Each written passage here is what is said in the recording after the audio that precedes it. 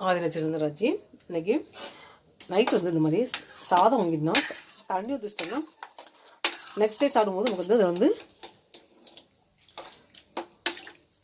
பழைய சோறு நினைக்க வேண்டாம். இதில் வந்து ப்ரோபயோட்டிக்ஸ் நிறைய நல்ல பாக்டீரியா நிறைய உள்ளது. இந்த தண்ணி ஊற்றின சோறு நாளைக்கு காலையில் சாப்பிடும்போது இந்த சத்துக்கள் அவ்வளோ இருக்கும். சாப்பிட ரொம்ப ரொம்ப நல்லது. குடலுக்கு நன்மை செய்யக்கூடிய பாக்டீரியாக்கள் நிறைஞ்சது இந்த பழைய சாதம். அதெல்லாம் தண்ணி ஊற்றி வச்சுருக்கேன். கட்டி இல்லாமல் நல்லா வந்து கையினால் பிசைஞ்சோடு வச்சிடலாம். தண்ணி ஊற்றி வச்சிடலாம். சாதம் வடிச்ச தண்ணிக்கு பார்த்தீங்களா, அதையும் சேர்த்து ஊற்றிக்கலாம். இப்படியும் ஊற்றலாம், சாதம் வடிச்ச தண்ணியும் சேர்த்து ஊற்றிக்கலாம். ரெண்டுமே சத்து தான். இந்த பழைய சாதத்தை சாப்பிடும்போது நெக்ஸ்ட் டே நைட் தண்ணி ஊற்றி அடுத்த நாள் சாப்பிடும்போது இதற்கு நல்ல பாக்டீரியாக்கள் வந்து குடலுக்கு நன்மை செய்யும். குடல் பிரச்சனை உள்ளவங்க வந்து இந்த மாதிரி பழைய சாதத்தை வந்து டெய்லி காலையில் வெறும் வயிற்றில் சாப்பிடணும். ரொம்ப ரொம்ப நல்லது. நெக்ஸ்ட்டு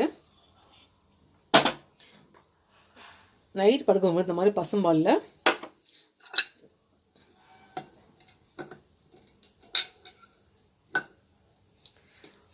தூக்கம் வராமல் தவிக்கிறவங்க, மன அமைதி இல்லாமல் இருக்கவங்க, மனக்குழப்பம், டென்ஷன் இந்த மாதிரி உள்ளவங்க வந்து இப்போ மனம் அமைதி பெற்று எதையுமே திங்க் பண்ணாமல் குழப்பம் இல்லாமல் தூங்குறதுக்கு ஒரு அருமையான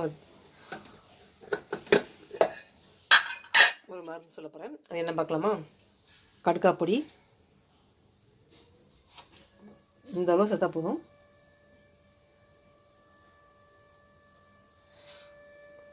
பாலில் மிக்ஸ் பண்ணி குடிக்கணும்.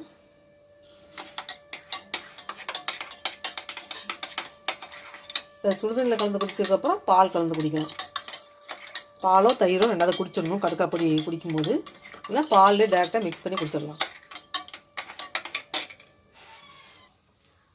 இந்த கடுக்காப்பொடி சாப்பிடும்போது என்றும் இளமையாக இருக்கலாம். ரொம்ப ரொம்ப நல்லது.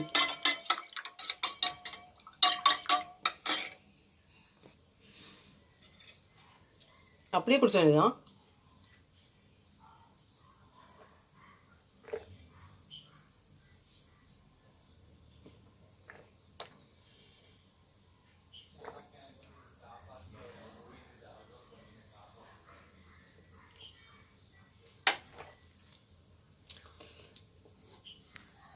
இந்த கடுக்காப்பொடி நான் வீட்டில் ரெடி பண்ணதாக இருக்கும்.